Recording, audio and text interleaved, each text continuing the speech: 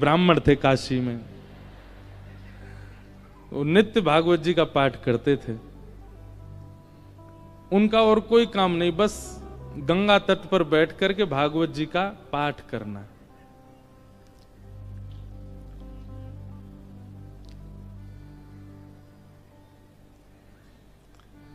धीमे धीमे उनकी आयु बढ़ने लगी। एक दिन परिवार के सब लोगों ने कहा, भैया ये कोई इनका काम धंधा शुरू करा दो, पूरे दिन पाठ करते रहते हैं भागवत जी का। और पाठ भी किसी व्यक्ति के लिए नहीं, अगर कोई उनको दक्षिणा भी देता था कि पंडित जी हमारे यहाँ पाठ कर दो, तो उसके यहाँ पाठ करते थे, वो उसका पाठ, फिर उसके बाद अपना पाठ अलग करते, अपने लिए करते थे। और उसके पीछे उनकी कोई कामना नहीं थी, निष्काम भाव से करते थे। नित्य पाठ करते। तो एक दिन घर के लोगों ने सबने कहा कि इनका ब्याह कर दो, ये करते धरते तो कुछ है नहीं, पूरे दिन पाठ में ही लगे रहते हैं, इनका ब्याह कर दो, पत्नी घर आएगी, अकल ठिकाने आ जाएगी। और सब घर के लोगों ने वो ब्राह्मण देवता का ब्याह कर दिया। पत्नी आ गई। कुछ दिन बाद पत्नी को भी पता लगने लगा कि ये कोई काम धंधा नहीं करते हैं, पूरे दिन केवल भागवत जी का पाठ करते हैं। बहुत प्रयास किया, लेकिन उसके बाद वो भी हार गई कि ये करेंगे नहीं, कहीं काम नहीं कर सकते, ये तो भागवत जी में ही लगे रहेंगे। तो आपत्तिकालीन ग्रहणी परीक्षा, हमारे शास्त्र आज्ञा करते हैं कि घर में आई हुई आपत्ति के समय घर की गृहिणी की परीक्षा होती है। क्षमा कीजिएगा, घर में आई हुई आपत्ति के समय यदि गृहिणी ही हाथ खड़े कर दे तो फिर आपको ब्रह्मा भी नहीं बचा सकते। लेकिन घर में यदि कोई आपत्ति आ जाए और घर की नारी, घर की गृहिणी, यदि वो अपना बल साध ले, वो ना टूटे, वो ना विचलित हो, चिंता मत कीजिएगा, आप उस संकट के सागर से निकल जाओगे। ये वेद प्रमाण है, ये शास्त्र प्रमाण बात है। इसलिए माताएं बहनों को एक बात हम कहें कि पति के ऊपर, बच्चों के ऊपर, परिवार के ऊपर कितने भी संकट आए, बाकी समय आप भले कितने भी आंसू बहाओ, लेकिन घर में आए हुए संकट के समय आप बस थोड़ा सा मजबूत हो जाइए, आपकी मजबूती से पूरा घर संभल जाएगा। आपत्तिकालीन गृहिणी परीक्षा।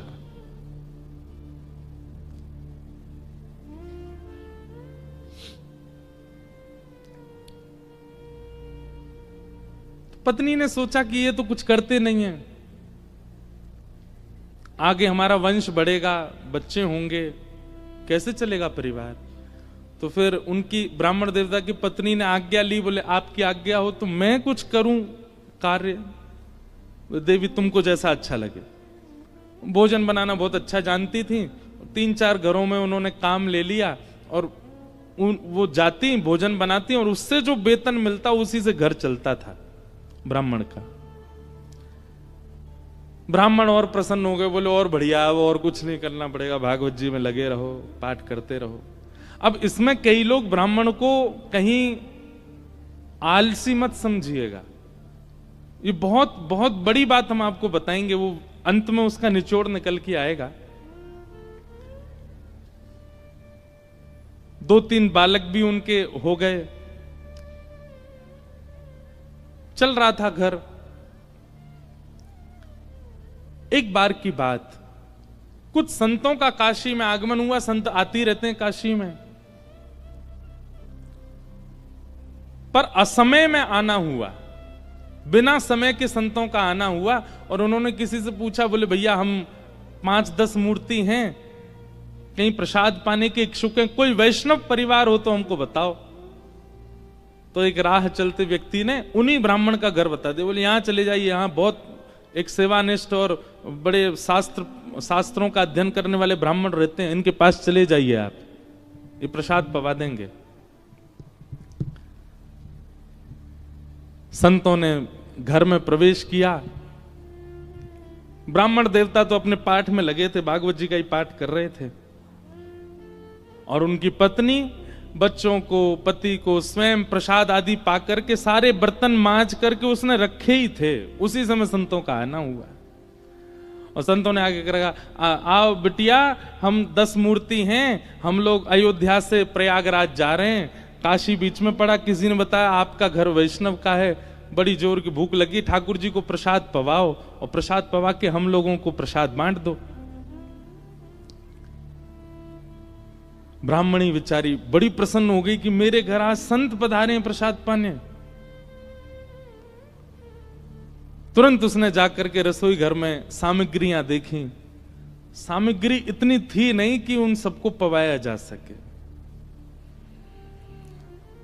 दौड़ी दौड़ी अपने कक्ष में गई, जाकर के अपने जो उसका धन वो कमाती थी उसको जाकर के देखा कि जाऊं लेकर के आऊं, तो वह भी इतना नहीं था कि उन 10 महापुरुषों की सेवा हो सके। और ब्राह्मण का एक स्वभाव है कि और अगर ये स्वभाव किसी ब्राह्मण में नहीं है तो वो ध्यान से सुने, ये ब्राह्मण का स्वभाव होना चाहिए। ब्राह्मण दान मिले तो लेने का अधिकारी होता है, पर मांगने का अधिकारी नहीं है। मांगे ना, ब्राह्मण का स्वाभिमान है, वो मांगता नहीं है और मांगना चाहिए भी नहीं। अब वो कभी रसोई में जाए, कभी कक्ष में जाए, कभी एकांत में बैठ के सोचे मैं क्या करूं, संत पधारे हैं घर पर, कैसे प्रसाद पवाऊं, क्या व्यवस्था करूं, कुछ लाऊं, कभी ऊपर कुछ ढूंढे, कुछ मिल जाए, कुछ भुजिया मिले, नमकीन मिले, कुछ तो मिले, कुछ तो दूं, पर कोई व्यवस्था नहीं बन पाई। बार बार उसको यहां से वहां घूमते देख संत समझ गए कि हम गलत समय पे आ गए हैं। मुखमंडल बता देता है कई बार,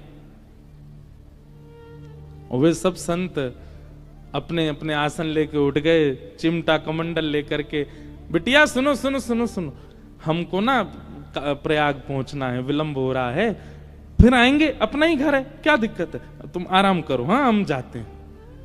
और उस ब्राह्मणी के मन में वही आ रहा था, जब ये कक्ष मेरे घर में घुसे, इन्होंने घुसते ही क्या कहा था कि हम बहुत भूखे हैं, ठाकुर जी को भोग लगा के प्रसाद पवाओ, और ये भूखे ही जा रहे हैं और मैं कुछ नहीं कर पा रही। नेत्र सजल हो गए उसके, अत्यंत पीड़ा में आ गई। आज तक तो अपने पति से कुछ कहा नहीं था, पर आज कक्ष में प्रवेश करके ताम्रवर्ण आंखों का हो रहा था और बस चिल्लाने लगी, बोले तुमसे ब्याह किया मैंने, आपने जैसे चाहा वैसे रही मैं, आप नहीं करते कुछ तो घर घर जाके प्रसाद बना करके घर चलाती हूं मैं भूखी रह जाऊं, बच्चे भूखे रहें, आप भी भूखे रह जाते हैं तो भी इतनी पीड़ा मुझको नहीं होती है। पर आज संत पधारे थे हमारे यहां, महापुरुष पधारे थे हमारे यहां, कल्पवासी महात्मा आए थे हमारे यहां। वो अभागा दुर्भाग्यशाली घर है जहां से संत भूखे चले जाते हैं, निराश चले जाते हैं, और आप पूरे दिन ये भागवत जी में लगे रहते हो। अगर ये भागवत कृष्ण हैं, अगर ये भागवत नारायण हैं, अगर ये भागवत साक्षात भगवान हैं, तो इन भागवत जी से कम इतनी उम्मीद तो हम रख सकते थे कि हमारे घर से संत भूखे नहीं जाते। क्या दिया भागवत जी ने हमें?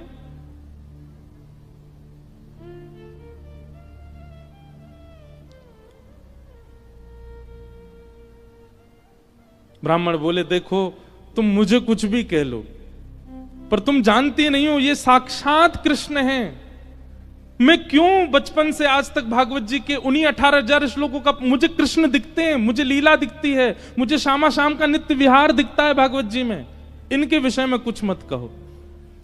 ब्राह्मणी को और गुस्सा आ गया, भागवत जी की पोथी उठा करके और ब्राह्मण की गोद में पटक दी। बोले सुनिए, ये उठाइए भागवत जी और निकलिए, मैं अपना घर चला लूंगी, अपने बच्चों को पाल लूंगी, आप जिस समय भागवत जी को त्यागने का संकल्प ले लें तब लौट करके आइएगा।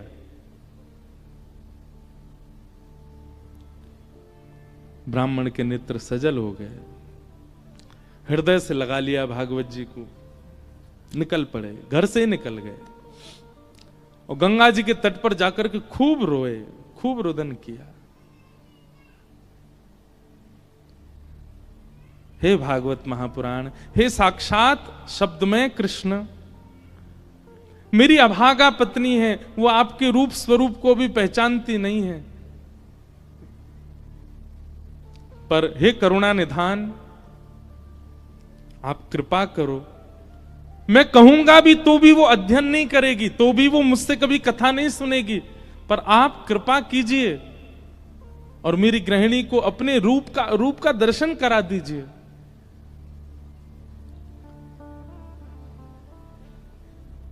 प्रबल प्रेम के पाले पड़कर हरि को नियम बदलते देखा, अपना मान टले टल जाए, पर भक्त का मान न टलते देखा। हमारे ब्रज के श्री बिंदु जी महाराज, उनका ये भाव है।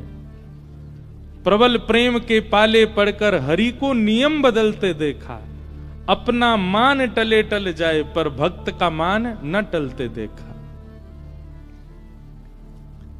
इतने में ही नन्हे से कन्हैया, ऊंची धोती पहनी, घुटने घुटने तक, नीचे के पांव ठाकुर जी के दिखाई दे रहे हैं।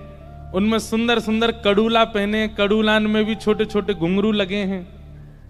कमर में करधनी पहनी है, करधनी में भी छोटी छोटी घंटी लगी है।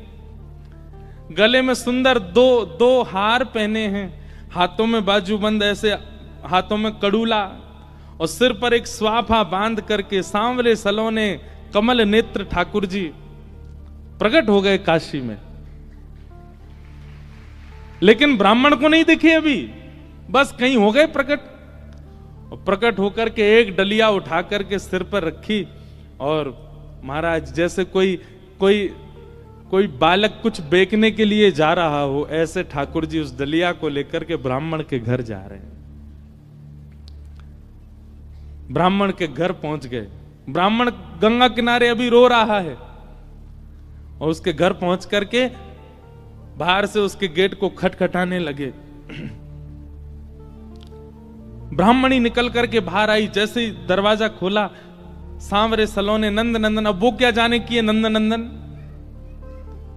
बस उसको तो ये दिख रहा था कोई किसी मैया का सुंदर सा बालक है, श्रृंगार करके डोला गली में।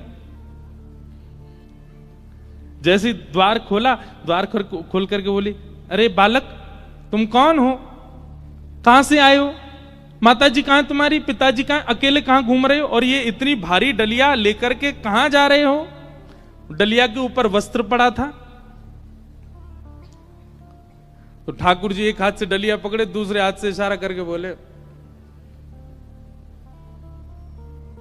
मानो इशारा कर रहे हैं हम गूंगे हैं, बोलना नहीं जानते। अच्छा गूंगे हो। ठाकुर जी बोले तो बोले फिर यहां क्यों आए हो। तो ठाकुर जी ने उसको इशारा किया, कुछ लिखने को दो, हम बताएं कौन है, कैसे आए। डलिया उठा करके ब्राह्मण देवता के घर के भीतर रखी, और पर्चा लेकर के उस पर सुंदर लेखनी लिख करके और मोड़ करके ब्राह्मणी को दे करके, और तुरंत ठाकुर जी पीछे मुड़े चले गए। ब्राह्मणी पत्र पढ़ने लगी, इतने तो ठाकुर जी वहां से अंतर ध्यान चले गए। अब ब्राह्मणी देखती रही, दूर दूर तक ठाकुर जी दिखे नहीं। क्या लिखा था उस पत्र में। ठाकुर जी बोले, हमें छोटा बालक मत समझो, हमारी कद को देख करके बस ये जान लो हम बौने हैं। हमारी जो कद है वो इससे बड़ी नहीं है ऊपर, नहीं तो हमारी उम्र बहुत है, और हम बहुत बहुत धनवान परिवार से आते हैं। बहुत वर्षों से तुम्हारे पतिदेव हमारे कुल के लिए पाठ कर रहे हैं भागवत जी का, पर आज तक उन्होंने वेतन नहीं लिया अपना, आज तक एक रुपया भी हमसे मांगा नहीं। पर मुझे आज पता चला कि उनके परिवार को बहुत आवश्यकता है, इसलिए संपूर्ण जीवन काल में उनका जितना भी वेतन होता था वो हम देने के लिए आए हैं। वो जैसे ही घर आए उनको दे दीजिएगा। और ऐसा कह के ठाकुर जी चले गए। अब जैसे ही वो डलिया के ऊपर से वस्त्र हटा करके देखा, विविध प्रकार की मणियां, रत्न, सोने, जवाहरात, हीरे आदि सबसे लबालब भरी हुई वो डलिया। ब्राह्मणी मनी मन सोचने लगी, मैंने भी बेवजह डांटा, बिन बताए पाठ कर रहे थे यहां पर, और मुझे लगता तो था कि ये पाठ करते हैं, इसके पीछे कोई कारण नहीं, कुछ मिलता नहीं इनको, कुछ फिर भी लगे रहते हैं, पर ये तो बड़े गोपनीय हैं, मुझे बिन बताए किसी परिवार के लिए कर रहे थे। अपने बेटा को बुलाया, बोले सुनो पिताजी को खोजो, कहां हैं, ढूंढ के लाओ उनको। पिताजी बैठे थे गंगा किनारे, बच्चे ने जाकर पिताजी जल्दी चलो मैया बुला रही घर पे। शाम हो गई, लौट करके ब्राह्मण आए, बड़े उदास हताश हृदय से भागवत जी लगी हैं। जैसे ही घर आए, आज घर का स्वरूप ही बदल रहा था, बढ़िया सुंदर दिए जल रहे हैं बाहर। द्वार खोल करके देखा तो पत्नी का भी स्वरूप बदल गया है, बालक भी बिल्कुल नए नवीन कपड़े पहन करके विचरण कर रहे हैं।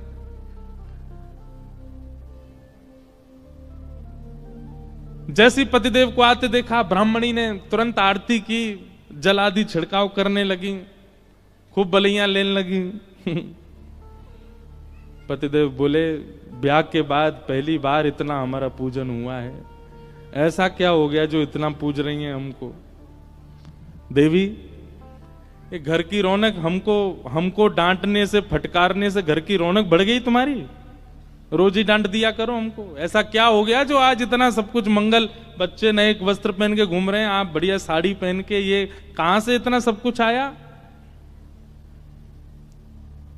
हाथ पकड़ के बोली, आज तुम्हारी चोरी पकड़ी गई है ना, वहीं से मिला है ये सब कुछ। ब्राह्मण देवता बोले, मेरी कौन सी चोरी? बोले चलो दिखाती हूं। भीतर जाके कक्ष में बिस्तर पर ही सब रत्न पड़े थे। ब्राह्मण बोले, देवी ये कहां से आया इतना सब कुछ? बोले कहां से आया, ज्यादा चतुर मत बनिए, आपका गूंगा मालिक आया था। ब्राह्मण देवता बोले, गूंगा मालिक? मेरा गूंगा मालिक कौन? बोले बहुत छोटा सा था, पीली पीली धोती पहनी थी उसने, ऐसी सुंदर स्वापा सिर पर बांध रखा था, ऐसे गदमदरा से उसके हाथ मोटे मोटे से, और इतने सुंदर उसका मुखमंडल, गाल बिल्कुल गुलाबी, आंखें बिल्कुल ऐसे कटाक्ष जैसी, और क्या सुंदर। ब्राह्मण देव बोले, नाम नहीं पूछा? बोले इशारा किया उसने कि मैं गूंगा हूं।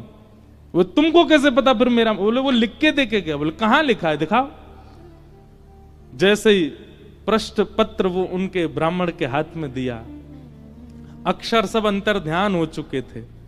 देवी यहां तो कुछ भी नहीं लिखा है। ब्राह्मणी बोली, दिखाओ। ब्राह्मणी ने देखा तो वहां कुछ भी नहीं था।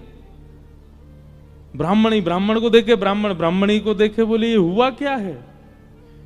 ब्राह्मण ने कहा, सही से बताओ रूप कैसा था? बोले श्याम वर्ण था, कमल नेत्र थे, अधर बड़े मधुर थे, हस्तकमल और सर्वांगीण अंग ऐसा था कि मैं अभी तक भी उस छवि को भूल नहीं पा रही हूं। एक अद्भुत सी सुगंधी आ रही थी जब वे आए थे घर पर, और बहुत देर तक तो मैं उनके रूप का ही चिंतन करती रही। ब्राह्मण देव ज्यों ज्यों रूप का वर्णन सुने, त्यों त्यों नेत्रों से आंसू गिरते जाएं। तुरंत भागवत जी को खोला और खोल करके दसम स्कंद के वेणु गीत के श्लोक को उद्धृत करना प्रारंभ किया, और पत्नी से कहा, मैं एक श्लोक की व्याख्या करूंगा, बताना ऐसा ही रूप था क्या? कि वरहा पीड़म नटवर वपु कर्णयो कर्णकारम विभ्रदवासः कनक कपिसं वै जयन्तीं च माला रंध्रान् वेणुअधर सुधया पूरयन् गोप वृंदै वृंदारण्यं स्वपदरमणं प्राविशद गीत कीर्ति। उन्होंने एक ही कान में कुंडल पहना था, एक ही कान में कन्नेर का पुष्प लगा था। ब्राह्मणी बोली, हां हां, एक कान में कन्नेर का पुष्प था, गले में 2 स्वर्ण की माल और उसके साथ एक वैजंती माला थी। ब्राह्मणी बोली, हां उनके गले में वैजंती माला भी थी। पीतांबरी ऐसी चमक रही थी मानो सूर्य को भी लज्जा हो जाए। बोले हाँ, ऐसी ही उनकी पीतांबरी थी। नेत्र बंद हो रहे हैं और खुल रहे हैं। ये बंद होना खुलना, इसमें ऐसा लगता था कि मानो जैसे हम कहीं खो जाएंगे, हम कहीं डूब जाएंगे इनके रूप माधुरी में। बोले हाँ, ऐसा ही रूप था। ब्राह्मण तुरंत चरणों में गिर गए। देवी वो कोई और नहीं, साक्षात योगेश्वर कृष्ण आए थे, साक्षात वृंदावन चंद श्री ठाकुर जी आए थे। और वे तुमसे कह के गए कि मैंने बाल्यकाल से उनके घर के लिए पाठ किया। वो इसलिए कह के गए क्योंकि मैंने पाठ निष्काम भाव से किया, आज तक किसी कामना से नहीं किया। और निष्काम पाठ, निष्काम सेवा ठाकुर जी की लगती है, वो ठाकुर जी की ही हो जाती है। मेरे जीवन भर का पाठ का जो भी मूल्य होना चाहिए था, वो मूल्य देने के लिए ठाकुर जी आए थे। जगत मजूरी देत है, क्यों राखे भगवान। ठाकुर जी भी मजदूरी देते हैं सबकी, जो जैसी सेवा करता वैसी मजदूरी मिलती है उसको।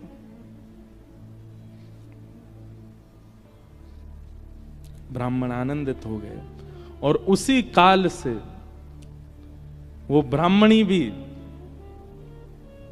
जीवन यापन के लिए कार्य तो करती, पर भागवत जी की साधिका हो गई और नित्य भागवत जी का पाठ करने लगी। भागवत कोई ग्रंथ नहीं है, कोई किताब नहीं है, कोई पोथी नहीं है। और एक बात कह दूं तो कोई अतिशयोक्ति नहीं, पुराण से ऊंचा हमें शब्द मिला नहीं, इसलिए हम पुराण कहते हैं। श्रीमद् भागवत सचल श्री कृष्ण है, साक्षात कृष्ण है। आपको शायद राधा रमण जी के मंदिर में श्री कृष्ण की प्रतिमूर्ति, श्री कृष्ण का भाव का अनुभव ना हो, पर कथा में हो जाएगा। आपको शायद कभी वृंदावन में वो अनुभव ना हो जो कथा में हो जाएगा। क्यों? कथा में सचल शब्द के रूप में श्री कृष्ण विचरण करते हैं। ऐसी भागवत जी को हम बारंबार प्रणाम करते हैं, वंदन करते हैं। बोलो भागवत महापुराण की। ऐसी भागवत जी। इसलिए एक एक शब्द, एक एक भाव बहुत ध्यानपूर्वक सुनना है कथा का, क्योंकि श्री कृष्ण है। कल हम लोगों ने महात्म की चर्चा सुनी। आइए आज से प्रथम स्कंद में हम लोग प्रवेश करते हैं। जन्माद्यस्य तोन्मयादितरतः चार्थे स्वविज्ञस्वराट् तेने ब्रह्म हृदय आदि कवये मुह्यन्ति सूरयः तेजो वारि मृदां यथा विनिमयो यत्र त्रिशर्गो मृषा धाम्ना स्वेन सदा निरस्तकुहकं सत्यं परम धीमहि। सत्यम परम धीमहि।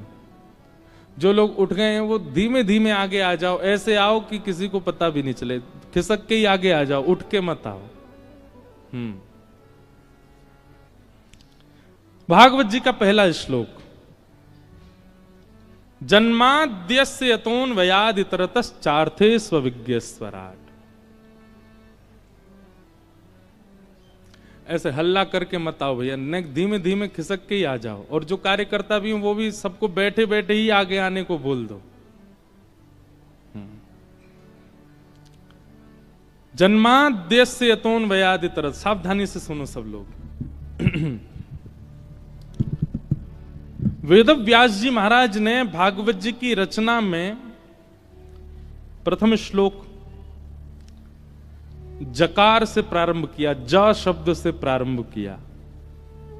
हमारे व्याकरण में ऐसा कहते हैं कि जकार जो है ये दग्धाक्षर है। संस्कृत के विद्वान यदि किसी शुभ स्तुति का प्रारंभ करते हैं तो ज शब्द पहले नहीं बोलते, क्योंकि ज शब्द जो है, ऐसा नहीं है कि नहीं बोलते, पर ज शब्द को दग्धाक्षर कहा। दग्धाक्षर मतलब लिखने वाला, बोलने वाला, कहने वाले का हृदय पीड़ा में होगा तो वो ज ही बोलेगा पहले। दग्धाक्षर। भागवत जी में गोपियों ने गोपी गीत गाया। कितने लोगों को गोपी गीत याद है सागर में? वाह भैया, 5000 लोगों में 5 हाथ उठे। अब भागवत जी हो गई हैं आपके सागर में। अब हमको कुछ दक्षिणा दीजिएगा। दक्षिणा के रूप में यही दीजिए कि नित्य गोपी गीत का पाठ प्रारंभ कर दीजिए और गोपी गीत याद कीजिए। अब देखो कब याद करोगे? जीवन निकलता जा रहा है आप लोगों का। कई लोग तो बिल्कुल बिल्कुल बाउंड्री पे ही खड़े हैं। वैसे तो एक बात देखी जाए, बाउंड्री पर हर व्यक्ति खड़ा है। हर व्यक्ति बाउंड्री पर, कब उसका अंत हो जाए कोई जानता है क्या? इसलिए भैया जीवन में अब तक आपने सब करके देख लिया। गुलाब जामुन खा के देख लिया, रसगुल्ला खा के देख लिया, जलेबी खा के देख लें, और आपके सागर की कोई प्रसिद्ध मिठाई हो तो वो भी खा के देख ले। मध्य प्रदेश का कुछ प्रसिद्ध हो तो वो भी खा के देख लिया। अमरूद की चटनी बनती है ना यहाँ पे, हैं? देखो हमें पता है, खिलाई नहीं है अभी तक किसी ने, बस पता है।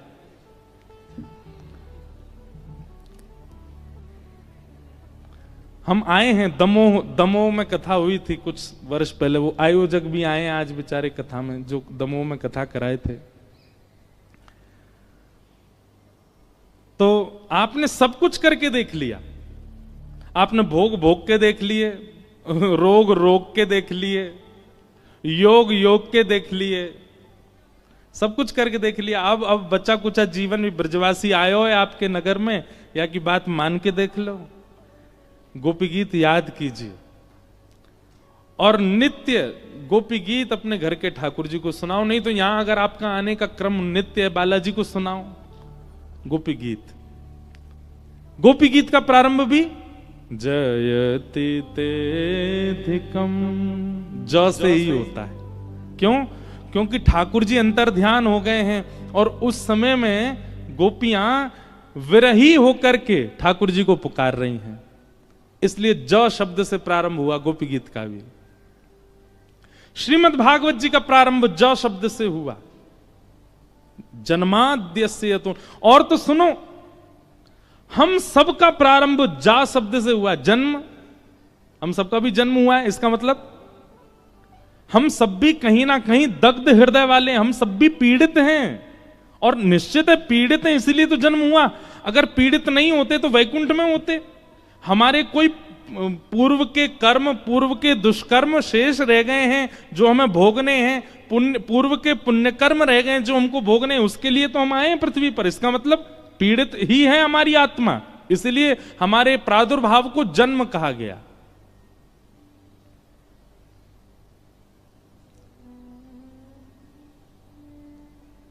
तो ज शब्द से प्रारंभ संस्कृत के रूप में तब किया जाता है जब हृदय पीड़ा में हो। भागवत जी का प्रारंभ जकार से हुआ, हमारा प्रारंभ जकार से हुआ, गोपी गीत का प्रारंभ जकार से हुआ। हमारे वृंदावन में जाके पूरी दुनिया भी जकार ही कहती है, जय जय श्री राधे, सब जय ज से ही प्रारंभ करते हैं। इसीलिए पीड़ित है हृदय हमारा, और हम नहीं जानते होंगे, हमारी आत्मा जानती है।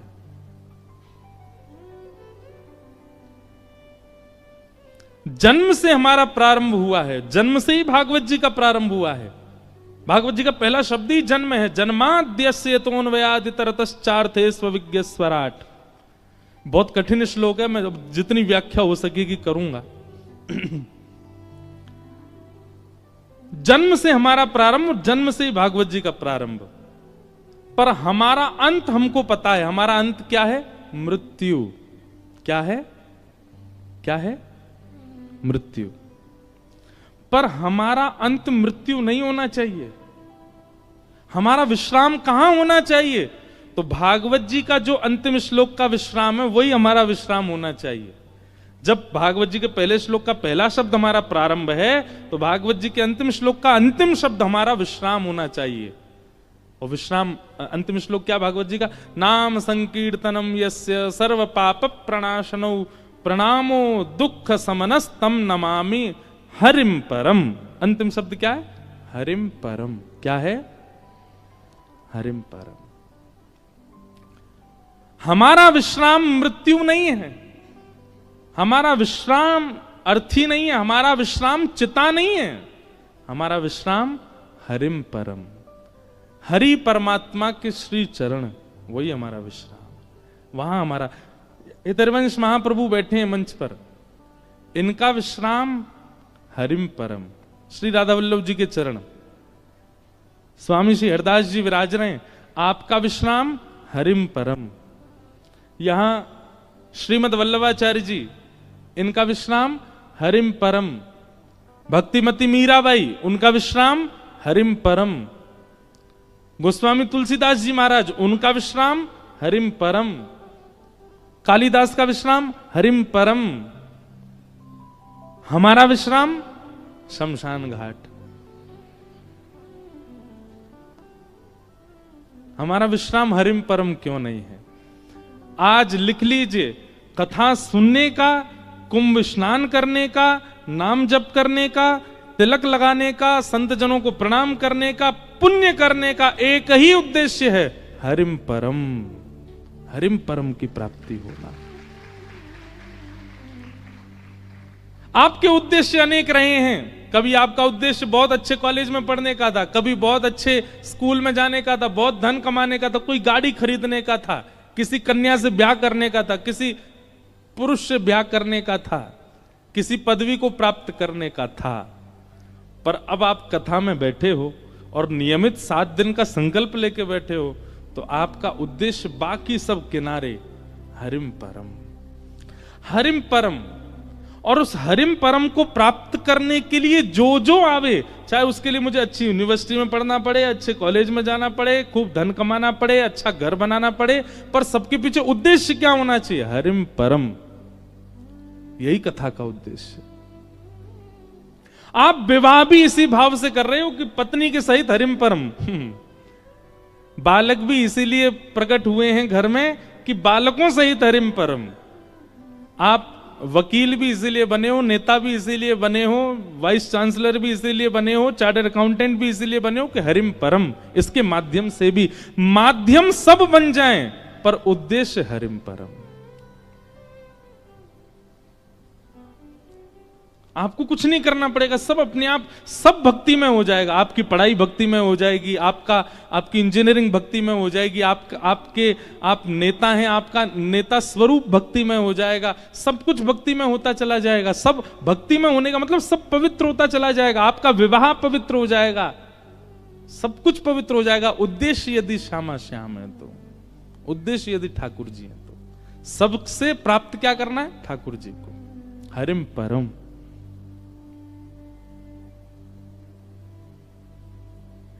ये उद्देश्य मान लीजिए। कई लोग हमको, हम तो केवल कथा कहना जानते हैं, पर कई लोगों को लगता है ये बाबा जी कुछ जानते होंगे।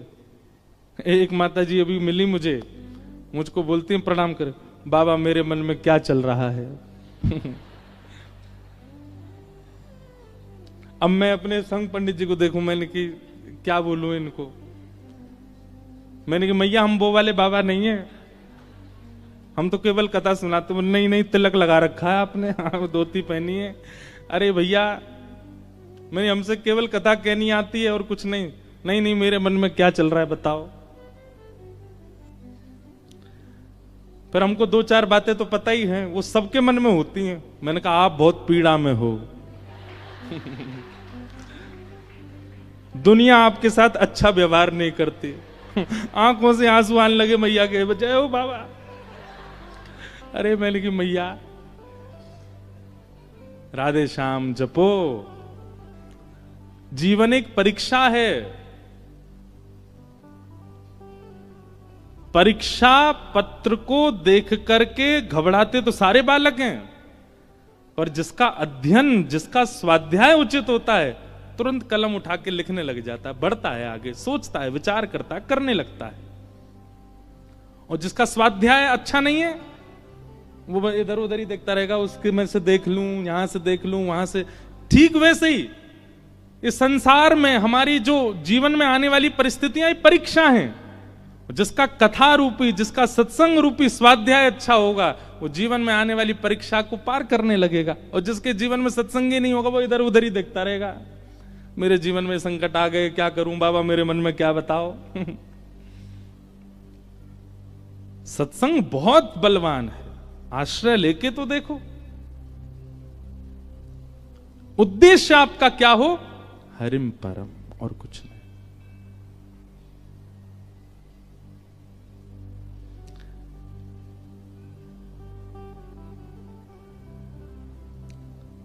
मेरे तो, अब मैं थोड़ा सा घबरा रहा था कि मैं सागर में पद गाऊं कि नहीं।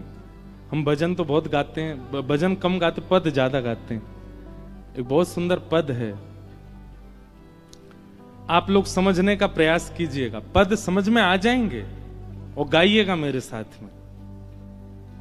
मेरे तो गिरधर ही गुणगान, मेरे तो गिरधर ही गुणगान। इस पद का अर्थ क्या है? मेरा उद्देश्य कुछ और नहीं है, केवल गिरधर के गुणगान। मैं कर्म भी इसीलिए कर रहा हूं, मैं खा भी इसीलिए रहा हूं, मैं सो भी इसीलिए रहा हूं, मैं पहन भी इसीलिए रहा हूं कि गिरधर मिले। ऐसा उद्देश्य बना लीजिए।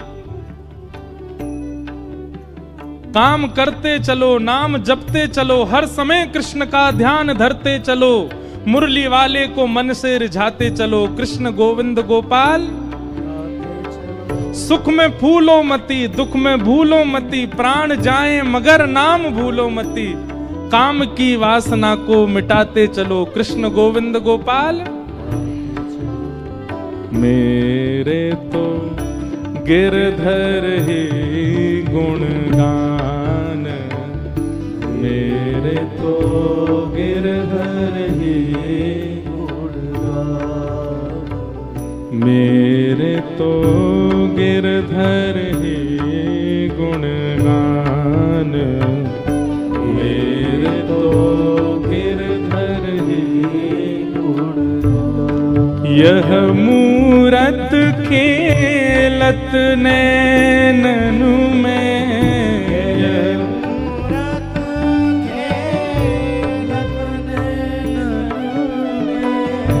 यह मूरत खेलत नैननु में,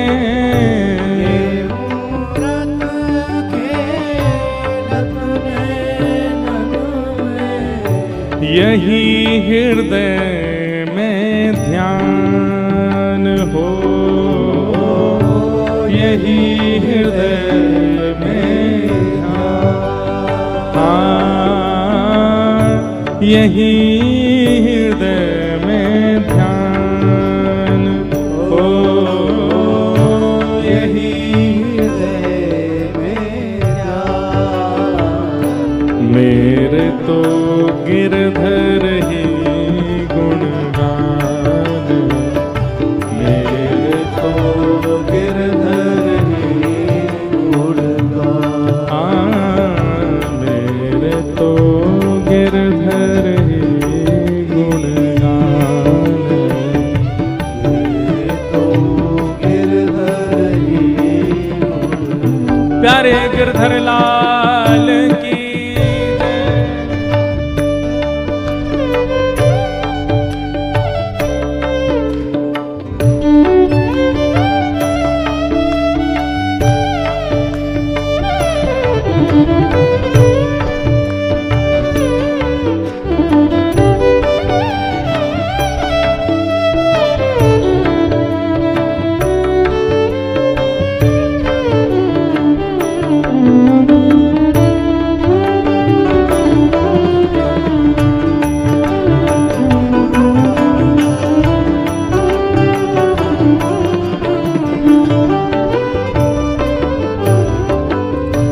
चरण रेणु चाहत मन मेरो, रेणु चाहत मन मेरो, चरण रेणु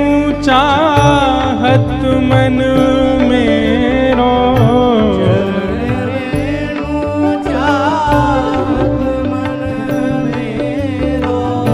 यही दीजिए दान हो, यही दीजिए दान।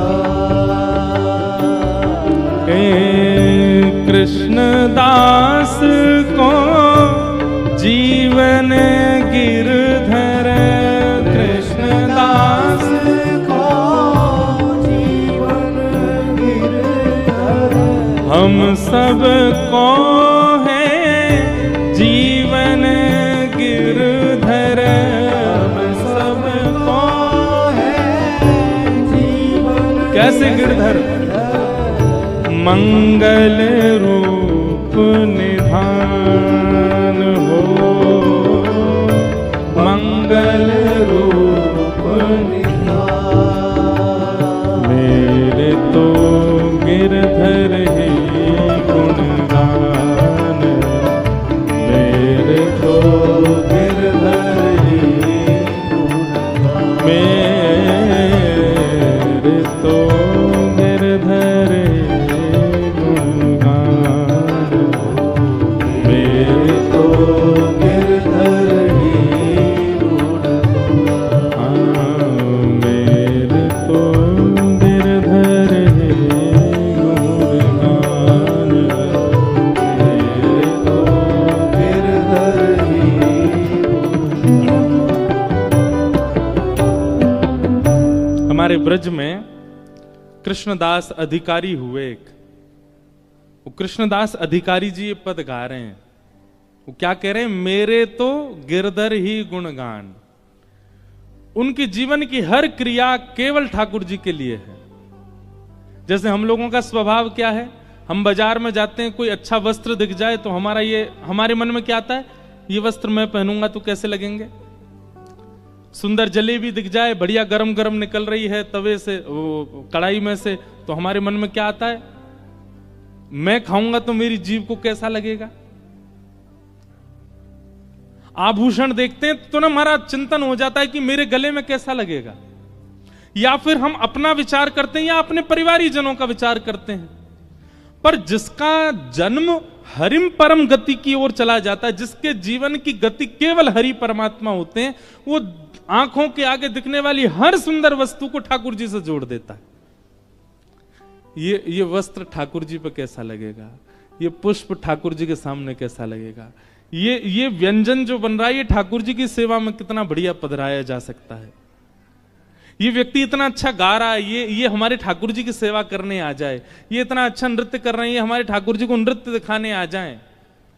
मतलब अपने मन को कोई वस्तु प्रिय नहीं लगती, हर वस्तु ठाकुर जी की सेवा में पहुंच जाए, ऐसी भावना चित्त में आने लग जाना, इस बात का प्रमाण है कि आप हरिम प्रिय, हरिम परम इस पथ पर, भक्ति पथ पर चल चुके हो। अब आपको प्रिय नहीं लगती है कोई वस्तु, अपने ठाकुर जी के लिए विचार करते हो।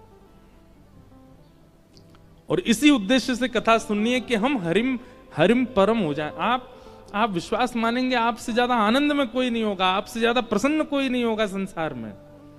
हरिम परम।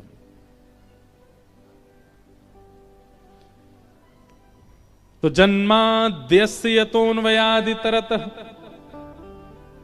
जिनका कभी जन्म नहीं होता, जिनकी कभी मृत्यु नहीं होती, जो जन्म और मृत्यु के चक्र से विलग हैं, लेकिन चाह जाएं तो ठाकुर जी का जन्म होता है।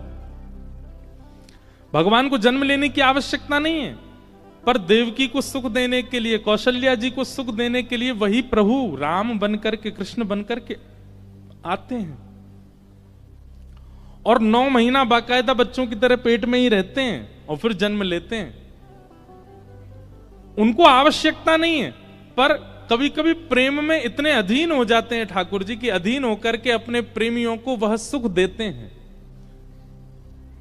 चार्थे स्वविज्ञ स्वराट, जो अविज्ञ है, अनविज्ञ नहीं। अविज्ञ किसको कहते हैं? जो सब जानता है, उसको अविज्ञ कहते हैं। संसार में केवल भगवान ऐसे हैं जो सब जानते हैं, बाकी इसीलिए उनका नाम भगवान है। जिसके पास धन की मात्रा बहुत ज्यादा उसको धनवान कहते हैं, बल की मात्रा ज्यादा बलवान कहते हैं। जिसके पास 6 भग हैं उसको भगवान कहते हैं। ठाकुर जी को भगवान क्यों कहते हैं पता है आपको? जिस व्यक्ति को 6 बातें पता हैं उसको भगवान कहते हैं। कौन कौन सी? उत्पत्ति प्रलयम चैव भूतानाम अगति गति वेत्तिम विद्याम अविद्याम च सवाच्यो भगवान इति। ये 6 बातें जो जानता है वो भगवान है। उत्पत्ति, पृथ्वी का उत्पत्ति दिवस कौन सा है? कौन से दिन पृथ्वी का निर्माण हुआ? कोई नहीं बता सकता। परमात्मा जो जानते हैं वही जानते हैं बस कि पृथ्वी कब बनी थी और इस पृथ्वी का प्रलय कब होगा, यह भी जो जानता है वही परमात्मा है बस। कई लोगों ने हल्ला किया 2012 में पृथ्वी खत्म हो जाएगी, 25 आ गया, अब कह रहे हैं 26-27 में चली जाएगी। और उसमें भी एक ग्रंथ का आश्रय सब लोग बोलते हैं कि उस ग्रंथ में ऐसा लिखा है। हम किसी ग्रंथ की, किसी किताब की निंदा नहीं कर रहे हैं, पर यह बात शास्त्र प्रमाण है कि पृथ्वी का प्रलय कब होगा ये दुनिया में सब प्रिडिक्ट करते रह जाएंगे, लेकिन किसी को पता नहीं चलेगा।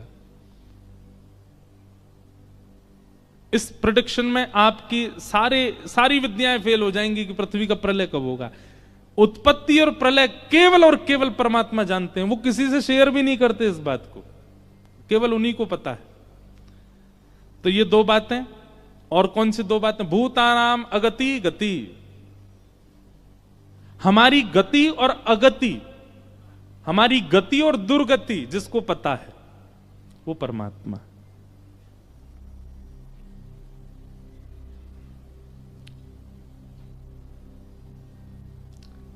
किसी ने प्रेडिक्शन किया था हमसे, आप कभी भागवत के वक्ता नहीं बन पाओगे। 9 साल हो गए हमें कथा करते हुए।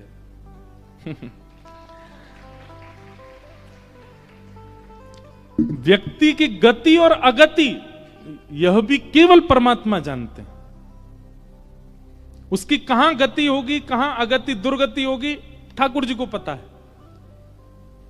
कई बार आपका इंफ्रास्ट्रक्चर बहुत अच्छा होता है लेकिन आप उस श्रेष्ठता को प्राप्त नहीं कर पाते, ठाकुर जी को पता है नहीं बन पाएगा।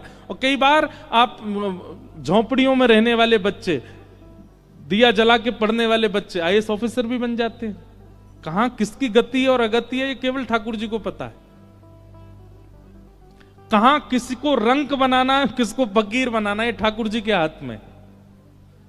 तो प्रलय और उत्पत्ति जो जानते हैं, गति और अगति जो जानते हैं, 4 हो गए। और विद्याम अविद्याम च, विद्या और अविद्या। विद्या कहते हैं ज्ञान को, अविद्या कहते हैं अज्ञान को। ज्ञान और अज्ञान के बीच में जो फर्क समझते हैं, जानते हैं क्या ज्ञान है क्या ज्ञान है, ये 6 भग से परिपूर्ण, थोड़े बहुत नहीं, परिपूर्ण 100% फुलफिल हैं जो इन 6 भगों से, उसको भगवान कहते हैं। हम सब में इन 6 के 2% होगा, 1% होगा, कहीं कहीं 0 भी होगा, पर इनसे परिपूर्ण जो है उनको भगवान कहते हैं। वो सब जानते हैं। तेने ब्रह्म हृदय आदि कवय, आदि कवि ब्रह्मा भी जिनके अधीन रहता है। मुह्यंति यत् सूर्य, बड़े बड़े देवता, इंद्रादि देवता भी जिनके आगे नतमस्तक बैठे रहते हैं। तेजो वारि मृदाम यथा विनिमयो, पृथ्वी जल अग्नि वायु आकाश जिनके अधीन हैं। यत्र सर्गो मृषा, ये संसार अमृष है, मृष है।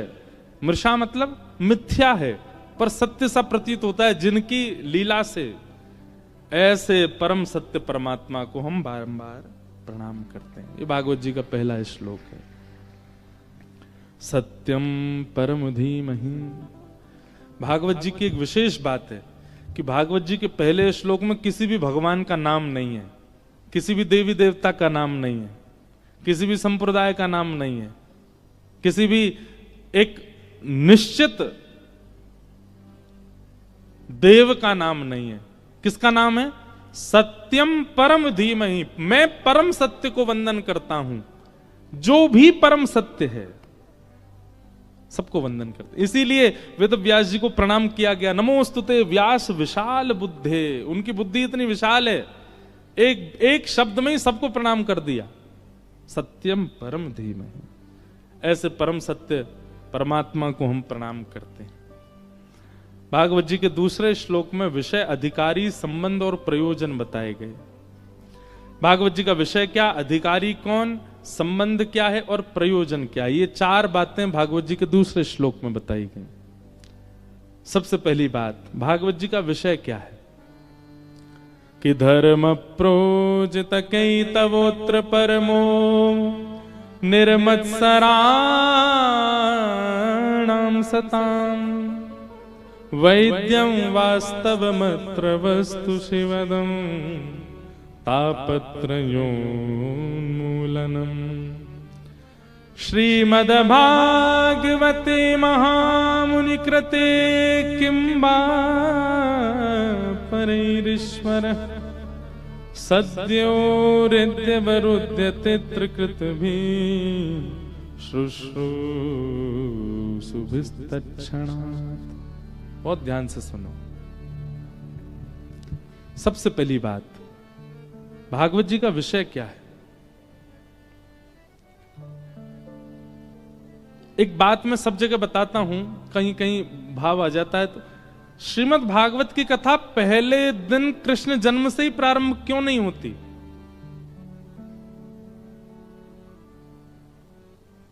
पहले दिन कृष्ण जन्म ही क्यों नहीं होता कथा में? नंद घरानंद भयो, यहीं से कथा प्रारंभ होनी चाहिए जब कृष्ण कथा है। तो नहीं, ये तो वही बात हो गई, सीधे पेंट कर दो, ना सीमेंट लगाओ, ना ईंट लगाओ, ना सरिया लगाओ, मजबूती का कोई, सीधे पेंट कर दो। नहीं, आकर्षक पेंट ही होता है घर का, पर उस आकर्षण के पीछे बहुत कुछ लोहा, बहुत कुछ कंकड़ पत्थर और ना जाने क्या क्या लगाया जाता उसको मजबूत बनाने के लिए। कृष्ण लीला आकर्षक तो बहुत है, पर उस आकर्षक लीला को स्थिर चित्त में विराजमान करने के लिए पहले ज्ञान रूपी, वैराग्य रूपी ईंट, सीमेंट सब लगाने पड़ेंगे। इसलिए ये 3 दिन की कथा बहुत विशेष रूप से सुननी है। कल निकल चुकी, आज और कल।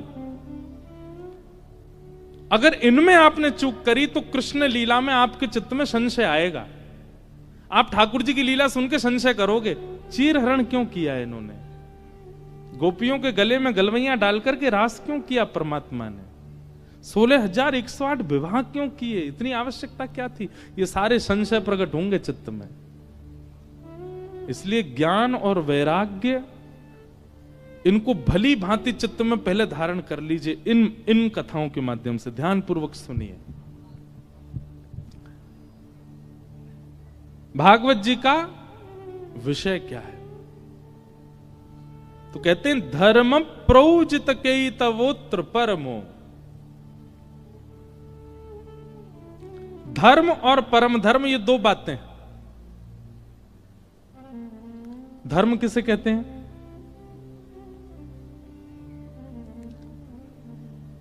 आप अपने जीवन निर्वहन के लिए, अपने परिवार के पालन के लिए जो कोई भी कर्म करते हैं, सत्कर्म, वो सब धर्म कहलाते हैं। आप सुबह उठ करके दफ्तर जाते हो, ये आपका धर्म ही है। आप दुकान खोलते हो, वहां से सामान का विक्रय करते हो, ये आपका धर्म है। रिक्शा चलाते हैं, धर्म है। गाड़ी चलाते हैं, धर्म है। प्लेन उड़ाते हैं, धर्म है। गायक हैं, गान करते हैं, धर्म है। अपने जीवन यापन के लिए, इस लोक में रहने के लिए जो आप कर्म करते हो, वो सब धर्म है। पर इस लोक से निवृत्त होकर परलोक को व्यवस्थित करने के लिए जो आप कर्म करते हो, वही परम धर्म है।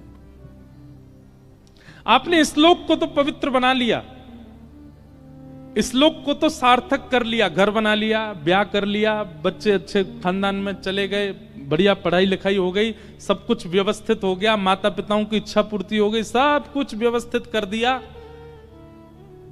ये आपका धर्म है, इस लोक में सब व्यवस्थित करना।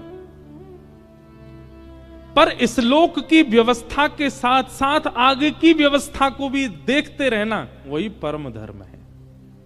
उसको परम धर्म कहते हैं।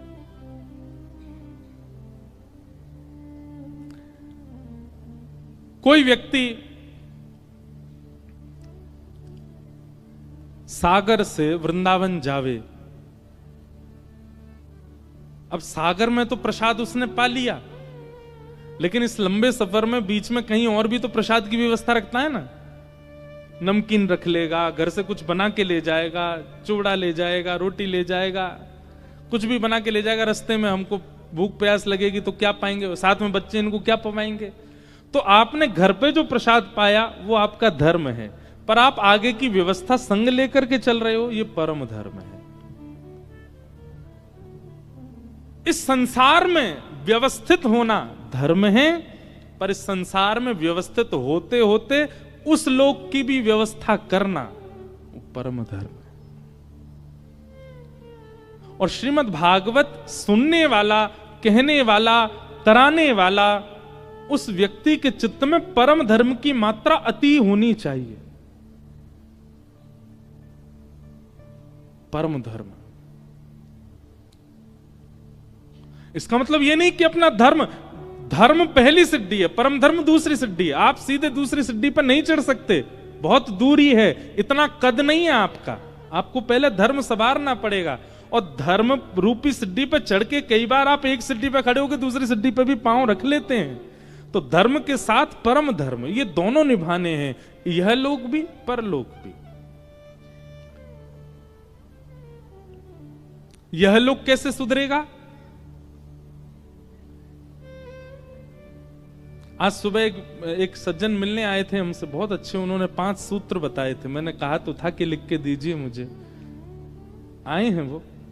हाँ, तो उनसे कहेंगे कि दीजिएगा, कल मैं कहूंगा। वो बिल्कुल धर्म की परिभाषा है। अच्छा, हमारे पंडित जी ही धर्म समझ रहे हैं, दुनिया को बता दो, ला दो। बहुत अच्छे 5 सूत्र बताए, हमारे सरसंग चालक जी के भाव थे।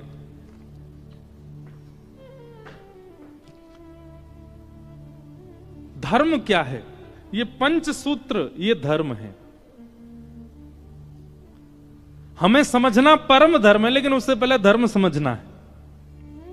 भागवत जी का उद्देश्य परम धर्म है, पर उससे पहले धर्म जानना पड़ेगा। अच्छा, धर्म की एक सरल परिभाषा क्या है? धार्यते इति धर्म, धारण करने को धर्म कहा जाता है। एक पात्र है, उस पात्र में लड्डू डाल दो, उस पात्र में दही डाल दो, उस पात्र में चीनी डाल दो, उस पात्र में, उस पात्र की जितनी योग्यता है उतना सामान डालते रहो, सबको धारण करेगा, यही धर्म कहलाता है। अपने पात्र के अनुसार वस्तुओं को धारण करना, समाज को धारण करना, परिवार को धारण करना, अपने जीवन को धारण करना, पत्नी के जीवन को धारण करना, बच्चों के जीवन को धारण करना, इन सबको व्यवस्थित रूप से धारण करने को ही धर्म कहते हैं। बहुत ध्यानपूर्वक सुनिएगा सब लोग।